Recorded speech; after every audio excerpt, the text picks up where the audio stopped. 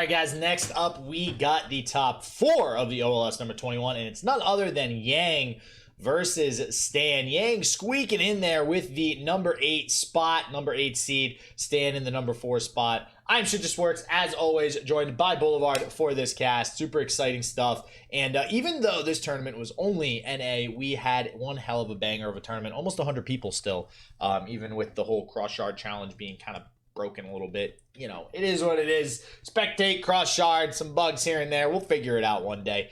But with that said, awesome, 2 awesome competitors. Yang, been in plenty of top cuts prior to this. Haven't really seen too much of Yang lately, but I know Yang starting to get back into the swing of things as far as playing Runeterra is concerned. And Stan, well, he's Stan.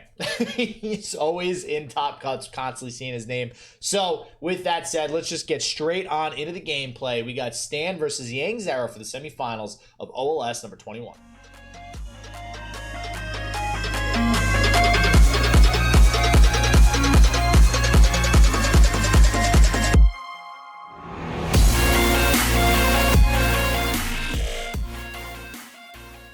But we are getting into game 1. Finalist? Yep. Yeah, Garrett's. I know you told. Yep. I was about to say you told us that someone's in the finals, but you didn't tell us who it was. Yep. Nope. It's already Garrett's already sitting there, pretty in Love finals. So, congratulations to Garrett's. We'll see how far he's able to make it today.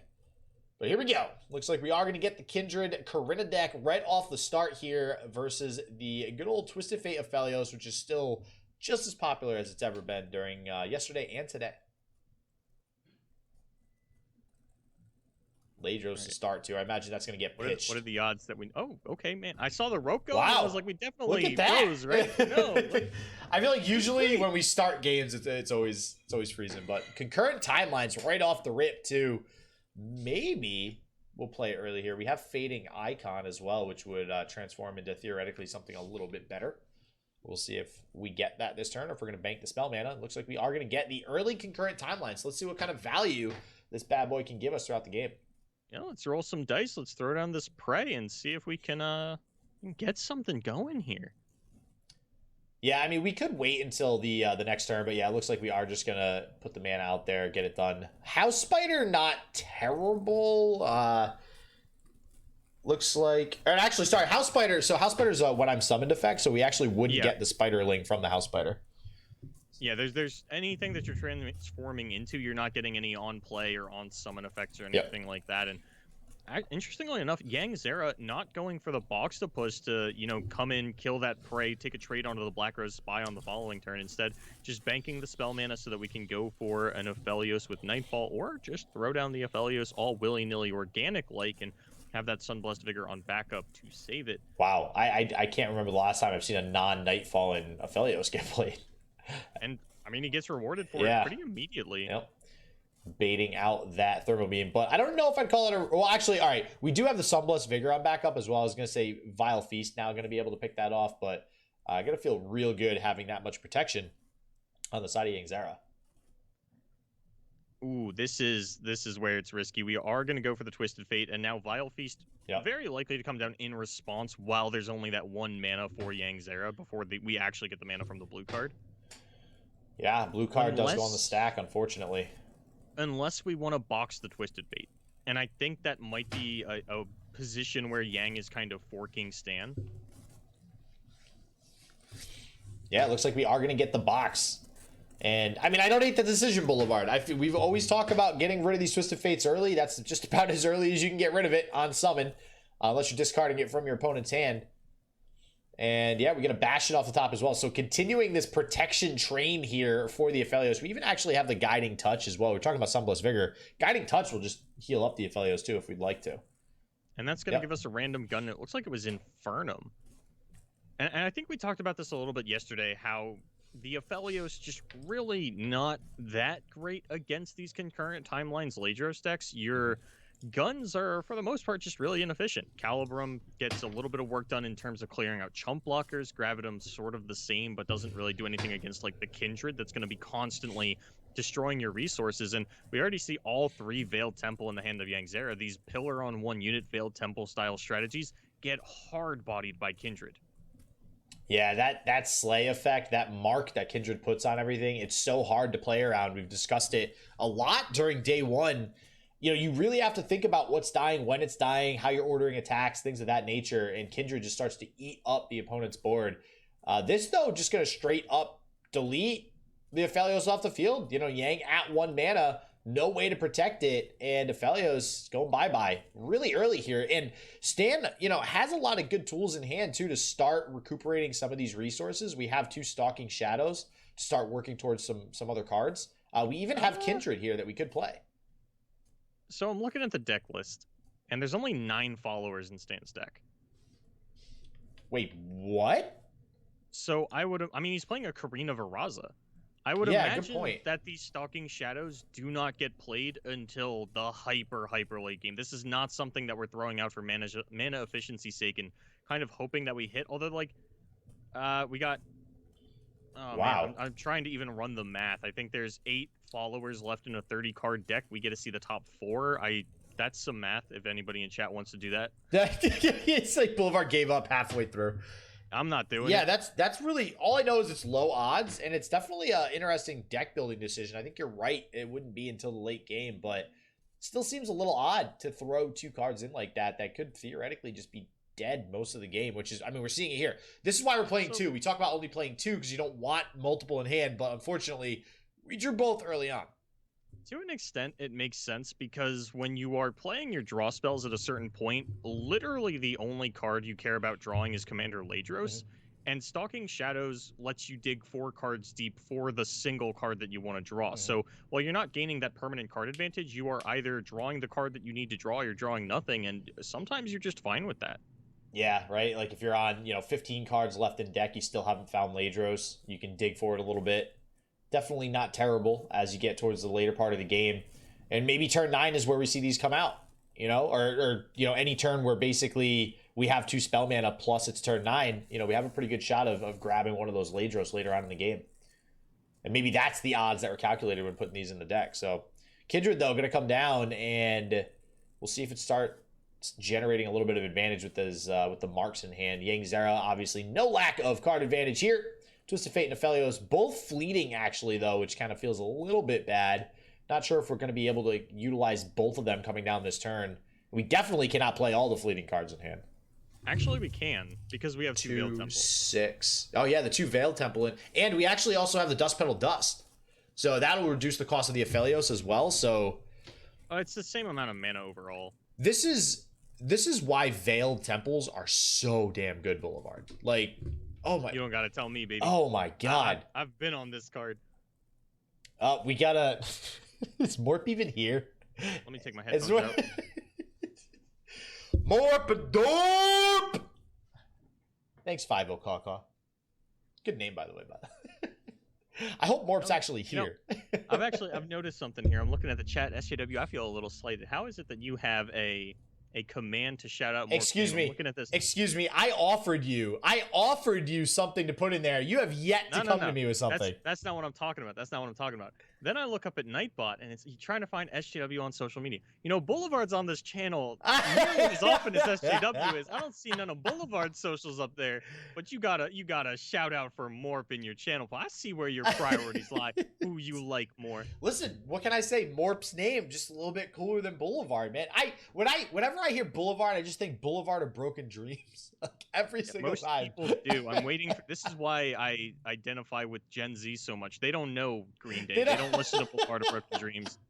They don't know that. They're we're chill like that. So they don't meme on me about that. Is this how you make yourself younger? Is this how you convince yourself you're younger? You identify with Gen Z because they don't know Green Day. What's up, fellow kids? Oh man. What can I say? I own a longboard. I'm in tune. Oh man. Well, anyways, back to the game where we now have 3 Veiled Temples on the field. So if we thought we weren't going to be able to play these fleeting cards, well, now we definitely can because we have a ton of mana coming back every turn. Oh my god, the amount of advantage that these cards generate. Absolutely nuts. We'll see what it's able to do here. We instantly snap pick the Ladros with the Stalking Shadows. And that is one thing I will say. Stalking Shadows as well in this deck, because we've talked before about, all right, we're playing 3 Ladros. Most of the time we're playing 3 Ladros and a Karina. We got 4 shots. We got 4 shots to end the game. Stalking Shadows, now you have 8 shots to win the game. So There's a lot. I don't think that's how the math works out, but you have a lot of shots to win the game. But what I'm getting at is you have more shots than your opponent will likely have answers for, right? That they're sitting on. And the other cool thing is, if I've got this interaction down correctly, you actually lose the ephemeral on the follower when you transform it into something else. I'm not 100% sure on that, because I know that if you island navigate or something, that ephemeral persists through the transformation of concurrent timelines. I'm not sure about Stalking Shadows. Yeah, that's an interesting concept. I'm actually not sure either, so I'm curious to see what happens. Obviously, Stan knows how that works, so I would imagine if Stan's playing it, there's probably a good reason, and that's maybe one of the reasons that sticks on board. But then again, you don't really care if the Dreadway sticks on board, because, you know, the game's over. I was thinking more for like the chump wumps here. The chump wump ephemerals. Yeah, those too. Yeah, I mean, those you definitely want to stick around. If anybody's wondering, oh, Boulevard, you keep talking about how little you've played. You've only played one ranked game. Why is that? It's because I was in the goddamn bot games figuring out that Oblivious Islander works, like, doesn't get you through concurrent timelines, and that ephemeral gets to hang around. That's what I've been doing with my time. Those fringe effects that'll come up once in every 20 tournaments. But hey, one of them already coming up, so obviously worth the time. And we're nearing turn 9 here, and right now, there is no way for Yang to deal with Ladros coming down as it currently stands with that effect if we do grab Dreadway. And as I actually want to pull up Yang's deck list real quick too. How does Yang deal with Dreadway reliably, that combo? It's just Hush. And yeah, there's 2 of Hush. And 1 Moonlight Affliction. Wow. Wait, in Yang's deck? Oh, hold There's on. no Moonlight. I was looking at Stan's Bilgewater Targon deck. Yeah, it is just the 2 Hush. Yeah, so just the 2 Hush to deal with it. And, I mean, we don't see him in hand. But again, Stan knows just 2 Hush. Right now, we already have 2 shots at getting this combo off in hand back-to-back. So, and being at 19, we can afford to have, you know, 1 combo go down, have it get hushed, and take damage to the face because we're still pretty healthy. I don't think we're too worried about dying either, having that overextension, playing that 9 mana on the Ladros. I think, though, that Stan loses if this Ladros doesn't hit Dreadway. Bless you. Thank you. Like if it never hits Dreadway. No, if this first one doesn't hit Dreadway, then going into the next turn, it's Yang's attack token, and he probably ends the game with an open attack with this massive Lunari Duskbringer. Well, whatever it does turn into will probably be a pretty big blocker, right? Yeah, I guess this isn't permanent Overwhelm. This is just Infernum Overwhelm, so... Yeah, plus... Not going to stick around. We would have to throw that down again, give Stan another chance to roll the dice on the Dreadway. Yeah, and even... But we might be able to find the lethal off this Living Legends. Slam it down next turn. Yeah, Living Legends is probably the bigger concern, right? I mean, we get one of those elusives. We just saw Immortal Fire get a lot of work done in the series versus Guardia, so... I'd be a little bit more concerned about that than this Lunari on field. We'll see if that is the route that Yang decides to go. And Repel Cascading right now to dig for the Hush. Another Repel Cascade is not a Hush. Do we fire off this one as well? Are we really going to just... Yeah, we're just digging. We are digging. We got 2 more shots, basically, to top deck it. I don't think there's been anything Stan has played that at fast speed will deal with the Dreadway. It's really just Vengeance. It would only be Vengeance in this deck list, unfortunately. Spell Thief not really going to get it done. I mean, we do have 1 more draw going into the turn of Stan, so we'll see if we top deck the Hush. And otherwise, I mean, there's going to be a 50, or sorry, we went over this before, 60%. 60% shot of this Ladros coming down, ending the game. All right, here we go. Do we got it? Is this the ephemeral one or no? That is Dreadway. That's game. Yep. The snap pick on the Dreadway. Was that the ephemeral? God, he didn't even play the ephemeral. We couldn't even figure out if it works or not. Man. Oh, we did. The stalking, or the, what's it called? There was a Chump Wump got transformed into something else, and it was ephemeral. So the Stalking Shadows. Oh, he played the Chump Wump. Through. Yeah. Okay, cool. Awesome. But yeah, the Stalking Shadows for Yang, not going to do anything as it cannot draw spells. Can go ahead and pick whatever. But yeah, that is going to be standing. I think this is actually the first time that we've gotten to see this Dreadway Ladros combo work out, because I think the only other time we got to see it was against What Am I, who just, had 3 Vengeance in hand for the entire game. Wow. Yep, man, this is going to be game 1 going to Stan with the new Ladros Dreadway concurrent timelines combo, whatever you want to call it. Corinna, It's got like 5 different names now at this point, but it is a great deck from the new cards that just were released, and it is doing work. Yeah, like 5 said in chat. 60% equals 100%. Clearly in this deck. Man. What an interesting deck to come out of this new set off that one card concurrent timelines. Seems like, see, the problem with me, and I've told you before too, Boulevard, like I like combo decks with this like ultimate goal of like super late game. You have like this Exodia hand, right? This to me feels, I don't like it because it's just too easy. It's like, oh hey, I played one card and then I played another card. Like, boom, I win, you know? That's what a combo is. Yeah, but that's too easy of a combo, man. No, a combo, listen, a combo needs to have a minimum, Boulevard. You can't sit there and tell me a combo is just 2 cards. We need a minimum. We need... Is the minimum not 2? Yes, it's not 2. Currently, no. Okay. Minimum, not 2. I can actually get behind that. Because, like, I've talked to people and they'll be like, oh, Field of Rush is a combo deck. I'm like, what are you talking about? You play one card. That's not a combo. That is not just because your one card does, like, looks like it does 2 things doesn't mean that's a combo. I mean, I guess technically in boxing, a combo is like a 1-2 punch. So technically 2 is a combo, but I don't agree with that. I don't think they call those combos. I don't know. They don't call it. It's like a 1-2 punch, right? But... I don't know, man. I think it needs to be. That's why I say Exodia, right? Exodia to me is like the combo. It's 5 cards. I'm not gonna lie. As both a player and someone who has worked in card design before, I hate how liberally the word Exodia is thrown around.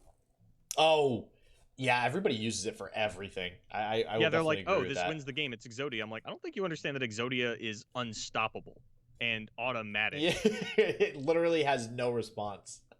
Yeah, people like name their Feel the Rush deck Exodia, and it's like once I feel the rush, I win. And it's like, actually, bud, there's quite a few answers. It's like Exodia is like when you play real card games, like poker and stuff. Like not necessarily poker, but I think Hilo Jack comes to mind when I think of this. But like when you know you have the cards in hand, that's always going to be everything that everybody has. You just throw your hand on the table, and everybody just gives you their cards because you're just done. You win the game. There's nothing anybody can do about it. That's Exodia. So, Traveler, Written in the Stars, and Falling Comet here for Stan. So now, oh man, we have Zoe Aphelios versus Zoe TF. It's interesting. I think we saw this a lot during day 1 as well. We didn't necessarily get Aphelios mirror matches, but we get a lot of Aphelios with X-Champion going head-to-head, right? It just goes to show you how good Aphelios is because it's literally getting played with everything.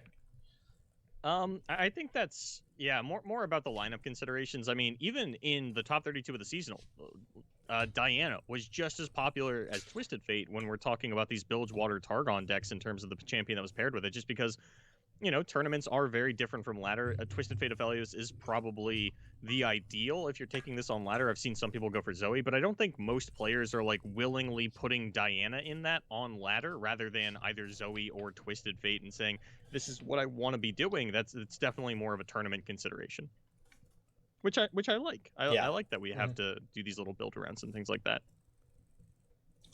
Hush off the top for Stan. I'm gonna get a oh man, that feels so bad. You know, I'm not gonna lie. I have seen a lot of TF Aphelios decks constantly draw at least 2 Boxtopus, like pretty regularly too. It feels really bad. And that's why you play pick a card. And I think if I remember correctly, Yang is, not on 3 pick a card. And I've even seen some TF Aphelios players on 1 pick a card. And at that point, it feels like you care less about the pick a card and more about just putting back Boxtopus 1 time. Well, Trickster, Supernova, and Warrior gonna be the choices for Stan here. And I mean, Supernova doesn't really feel great. Not a whole lot of large units in this matchup, but yeah, we are gonna go with the Warrior. And you know, we constantly talk about the Warrior not really being a very typical choice here for the Celestial cards, but I do think it gets a fair amount of work done in this matchup, especially with all these, you know, tiny dinky units on field. You talk shit about the Warrior. The Warrior's great. Like, yeah, okay. Yeah, you pick it all the time, you get it? I actually pick it a lot. Not like all the time, but you know, when it comes up, it's like very obvious that the Warrior is the best option in a scenario like this, I guess is the best way to put it. Yeah, I feel like most people, they play Solari Priestess or any of the 4, 5, 6 Celestials, and they're just like digging for a Fallen Comet most of the time. Not all the time. The problem was like the last time I played Invoke was last meta when I think it was before Aphelios dropped. So like Draven Ezreal was still like the ladder deck, and Golden Sisters is a snap pick against that. Oh, I don't care if the Warrior's better. I'm taking the Golden Sister. Yep. See, she just proved my point. Every other card is better than Warrior. In certain matchups, all right? Because Golden Sister, like, just auto beats Draven Ezreal. Like, yeah, I'm going to pick it. I don't care if I, like, there's nothing in that deck that I need to Warrior. There's no backline units in a deck like that. Well, but here in this matchup, yeah, you grab the Warrior. It's going to be able to pick apart those Aphelioses or those Twisted Fates. Although, I think it was yesterday we saw, how many rounds was that Warrior, that, like, 11-10 Warrior just sitting around perma-stunned by the Gravitum? Oh my god, yeah, literally the entire game. I think if we should have counted it to see if like there's a record for how many turns something's been stunned on board. That'd probably go to some Mind Splitter deck. Yeah. But I'm a little concerned right now for Yang's position, right? I mean, we're falling behind on card advantage overall a little bit. The board is really nothing to be proud about here. The Picket card is definitely going to help us. We're going to see if we can get something out of this. Burblefish on Picket card doesn't really feel good. Guiding Touch, not going to get a whole lot done now. We could heal up the Boxtopus if we want to use it on that. And I imagine we are going to see this Aphelios come down, which is definitely going to be a saving grace to go ahead and keep Yang in this game. Yeah, at the very least, we're going to be able to get down all of our cards this turn. At least all of our fleeting cards. Because we can play the Burblefish here. Just to develop the Zoe blocker, but we do go for the Aphelios first to get the Nightfall down onto it, which like is fine because we will be able to, if we want to, play this Calibrum and then play the Burblefish. I just thought maybe the Burble comes first so that we have a Zoe blocker before Stan can just go for this open attack. Yeah, and this Zoe actually at only 1 out of 10, so got a little ways before Zoe actually levels up if that is what ends up happening here. And it's really hard to actually get Veiled Temple to proc onto Zoe, because it's very rare that she's ever going to be the strongest unit on field. She basically has to be the only thing played after another card gets played. We do play the Warrior, so Calibrum going to deal a little bit of damage to this to wither it down a little bit, which is actually really good for Yang. You know, not really going to get nearly as much value out of the Warrior as we'd want to, but still going to go ahead, try to get rid of this Aphelios, which is always going to be the priority pick here.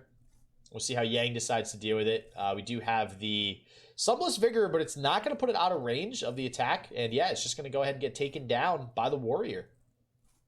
And this allows us to perfectly still run out this Burblefish for the turn. And we get the parlay, but, you know, the Veiled Temple procs have been a chug-in, and we are at a 3-3 Zoe already, so the Veiled Temple not going to work out. But at least it is still in range to die to this Wiggly Burblefish, which currently is the strongest unit for Yangzera as well, and will be getting pumped up by his Veiled Temple. All right. See if we get Severum or Gravitum here. I imagine it's going to be Gravitum as per usual, but this will take care of the Boxtopus. And again, we're kind of back to square one. Even after that pick a card, not a whole lot of useful cards for Yangzera. You know, Parlay not really getting a whole lot done.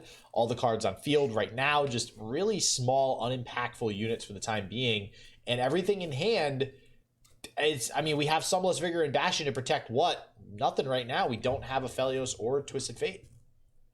And this is where we get to see the Space Rhino come in massive for Stan. This card that really started to pick up popularity over the Great Beyond a little bit later on as we started to see more decks like this where, you know, you've got this elusive chunk blocker in the Wiggly Burblefish, but your board only has 1 HP units. And this comes down so much earlier and puts the pressure on in a way that other decks just don't. One of the reasons that I thought, you know, that Targon and Invoke in general was so good in one of the previous metas is because it felt really 8-drop centric, you know, with Captain Farron running around nearly everywhere, and Eclipse Dragon and the Destroyer were just the only turn 7 plays in the game. And when you have this really powerful turn 7 going into these stalemate turn 8 turns, you know, Destroyer and Eclipse Dragon, they just feel so good. Yeah, unfortunately, not looking like we're going to get it down this turn, possibly next turn, but it would get met at least with an Immortal Fire for the time being, as that is what Yang grabbed off Star Shaping. And, I mean, at the very least, I mean, Yang's going to be able to make use of these smaller units to push through a bit of damage. I don't know if we're going to get any sort of crazy responses here out of Stan. Now, we do have the Moonlit Affliction that you talked about earlier, so I'm curious to see how that comes into play here. It definitely is, and 2 Hush, actually. So we have silences on silences on silences here. I imagine one of these has got Immortal Fire's name written all over it. And because of that, I'm not sure if we grab Equinox, but yeah, we grab Equinox. So we have all the silence we could possibly want in hand right now. And that's really all we've got. We've got Silence, we've got Destroyer, and we've got a Burblefish. And that might just be enough. I mean, this Destroyer is going to put a lot of pressure on the board, but as you had mentioned, Yang now has this Immortal Fire that they can throw down in response. And, you know, it's got just enough attack to match the Destroyer as things currently stand, but Stan does have one more Veiled Temple than Yangzera does, so we will be able to get a Destroyer just outside of range by playing a second card. And we'll see if the Destroyer does come down this turn. I mean, it seems pretty likely. Seems like a pretty good option. It's either that or Burblefish, and I gotta say, I definitely feel like I like the Destroyer a lot more. Well, and we can even get down the Burblefish with the Destroyer if we just play a spell. Yeah. So, like, I wouldn't hate opening up with Equinox here onto the Burblefish to then pass priority back over. Then we can play a Burblefish, pass priority back over again. Maybe get something out of Yangzera. I mean, we might just play the Immortal Fire anyways, but at least then if we get him to play something like Aphelios, then we have the Destroyer coming down without that Immortal Fire on backup. And I think what Stan is thinking about right now, and the reason we don't just see the slam on the Destroyer, is that Zoe is at 6 out of 10, and I think Stan is puzzling out, can I level this Zoe? Is it better to level this Zoe than play the Destroyer? And then, you know, throw it down once I have a bit of a wider board to give everything Spell Shield and Overwhelm. He's got to make a play soon, though, as this rope is starting to tick down. It looks like we are going to start off with the Burblefish. That's 7 out of 10 for the Zoe. And it shouldn't be any problem if we cast this Jettison to get Destroyer down as the 10th card. Yeah, with the 4 mana coming back from the Veiled Temples, this should be a-okay to do that. So I think you're right. I think we could end up actually going for the Destroyer after the Zoe's leveled. This parlay, though, actually a really timely parlay. Parlay, an astronomically better card when there's so many Burblefish running around in the format, but Pale Cascade going to prevent that one and also refund us our mana, which means we are still going to have the capability of leveling this Zoe, I think. Yeah, and getting down this Destroyer. We can Jettison Destroyer. We can Equinox Destroyer. All of it works. Wow. So, yeah, this is going to be a really good spot for Stan. I mean, if Yang does play anything here, I imagine we're going to see a Burblefish come down from Yang now as well. Depending on... I don't think we see the Destroyer yet. All right, no, we actually... All right, we're just going to rip it now. And yeah, this is going to level the Zoe, and this is so good for Stan. Leveled Zoe, baby. This is a champion that wins games as a 1-drop. Gotta love it. Yeah, she's up to 7 attack on her own already, thanks to these constant Veiled Temple procs. And now, yeah, we're going to see this Aphelios out of Yangzera probably either grab the Gravitum or the... Oh, actually going for the Crescendum. That's going to get us a Boxtopus, which... really not going to do a whole lot, but it's not like we're dying this turn. At the moment, we do still have a blocker for one of these. The Zoe actually would get traded onto if she goes in for an attack. So I think that's where we see the Equinox come out. Yeah, try to get all the elusives off the board for Yangzera, but he does have 2 more Wiggly Burblefish on backup. Oh, and actually just Bastion it. Okay. All right, yeah, because I think that Wiggly Burblefish in hand, is that at 3 attack? Yeah, so yeah, they're all 3 attack. Sorry, I'm used to iterative improvement at this point, so they're like never actually 3 attack, and then there's a 6/4 on field. Yeah, so I think we actually need to save this one so that it actually trades evenly with the Zoe. So that does make a lot of sense. If the Zoe does come in for an attack, but this is still a lot of damage coming through, regardless of if the Zoe stays around or not. Yeah, I think it's going to be, it's 9 from the Destroyer, 3 from the Burble, 3 from the Zoe if, you know, we block in the sort of obvious way. And that, you know, there's no atrocity in Stan's list. There's really not a lot of over-the-top damage in a list like this, especially when you are playing the Zoe instead of the Twisted Fate. There's no, like, small stream of red cards from a level TF over the course of a couple of turns that you need to worry about. And I like this block as well. This is probably as much value as we're going to get out of the Sunblessed Vigor, so using it when Stan is totally tapped out, you know, going to feel really good. And it's always so terrifying to see a player totally tapped out with 2 Veiled Temple on board. It's like, how many cards did you play this turn?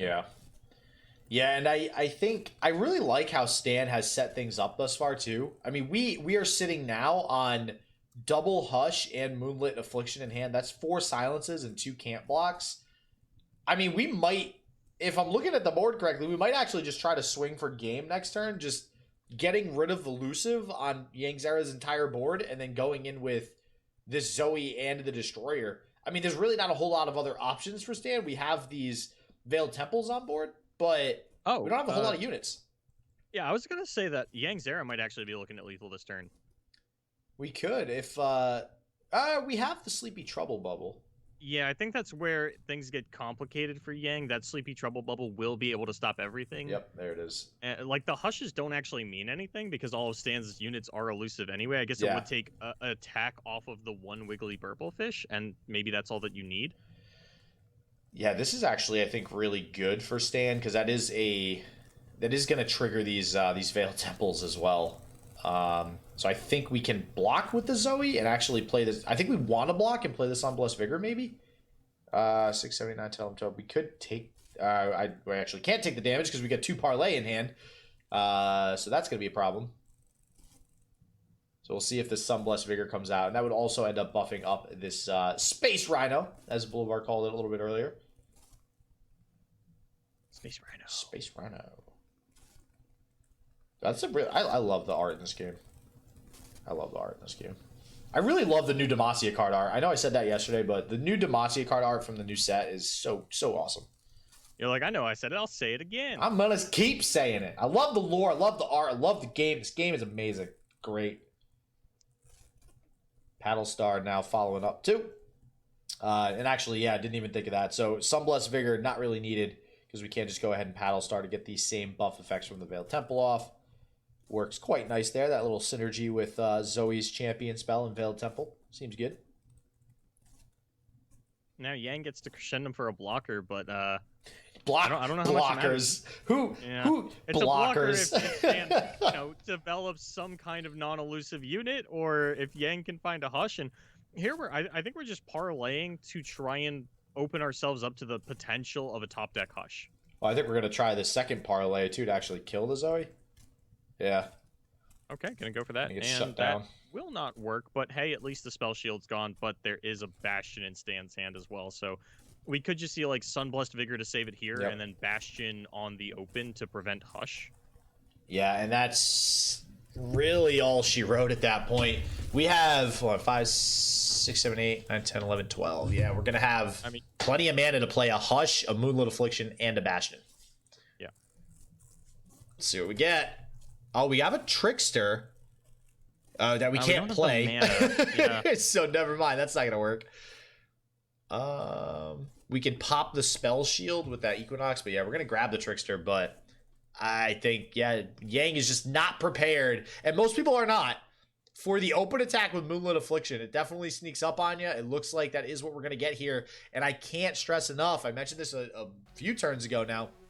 I can't stress enough how much I love the way that Stan has set this up. We've seen these silences in hand most of the game for Stan, all leading up to this point where we have elusive units. We have this huge Rhino on board going in for lethal, and Stan gonna set that up, take home game 2, and take his spot in the finals going up against Garrett in just a moment. And your man Stan is gonna be in the finals yet again. We'll see how he does versus his opponent, who is going to be Garrett. So definitely stay tuned for that. Video will be posted up shortly after this one if you guys want to go ahead and check that out. Again, description will be information for the tournament, deck lists, all that good stuff. If you guys want to check it out.